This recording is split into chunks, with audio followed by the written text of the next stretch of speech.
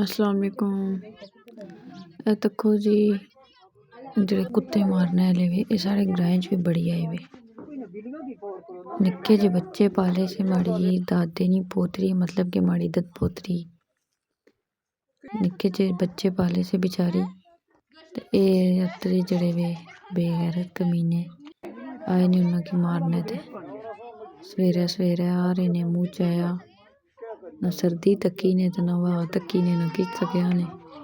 मुँह चाया आ रही ने सवेरे सवेरे तो जहर लगा हुआ बोटियां की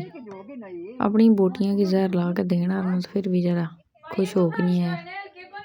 पर कुकड़ी नी बोटियां की जहर ला के तो ना गरीबां के सट्टे ने वो बेचारे आने हुसन भी चलो सड़की बेचारे चंगे वे सड़की चंगे वे गोश्त देने पे उन्हें क्या पता कि वो गोश्त नहीं मौत देने पे। लाओ साहब तो सही ना बेज़बान जानवरों की मारने ने तुक बढ़नी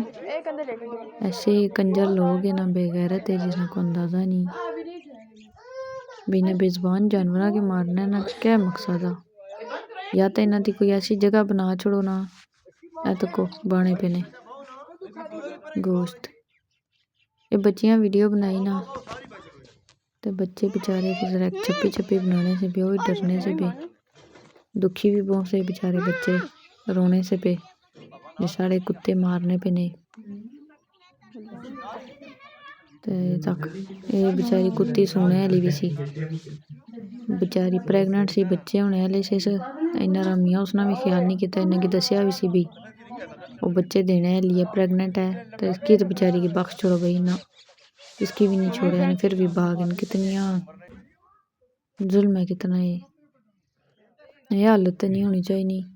कोई जगह चलो ऐसी बना छोड़ो जिथे रवन या फिर जे तुसा इंग्लैंड बनाने पे पाकिस्तान की तो इंग्लैंड जैसे ऑपरेशन कर छोड़ने ना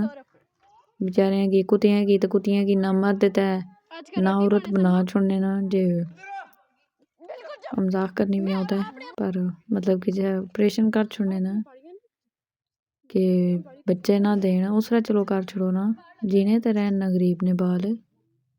हूँ इन्ना बेचारियां की मनसूबा बंदी ने क्या पता वै इन्हें जानवरों की तो नहीं ना मनसूबा बंदी करने ने पता जे वो बेचारे करन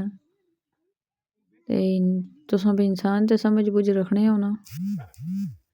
एडा कि इंग्लैंड बनाने ने शौक आया पाकिस्तान की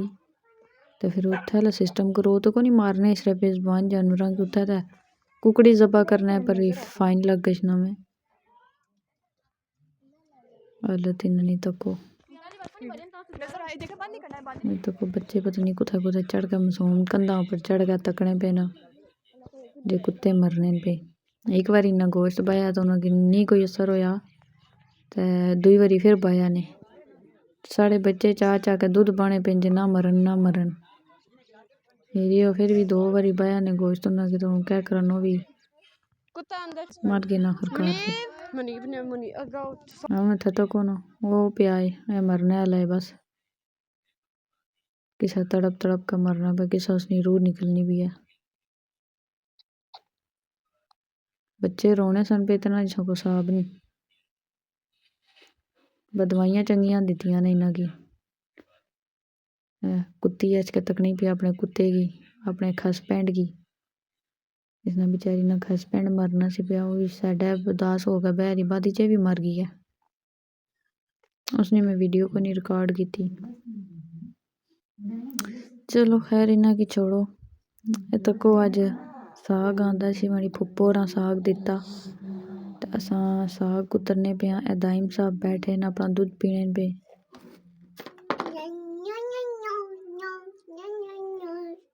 मस्तियां चक्रो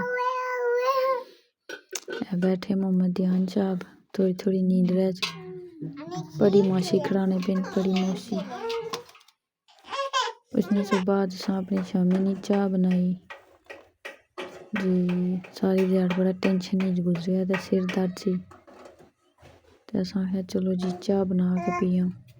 ते इत्थे ही साढ़ा निक्का जेहा मिनी व्लॉग होना पे एंड चलो जी सारे अपना ख्याल रखेआ चैनल की सब्सक्राइब करें लाइक करें अल्लाह हाफिज़।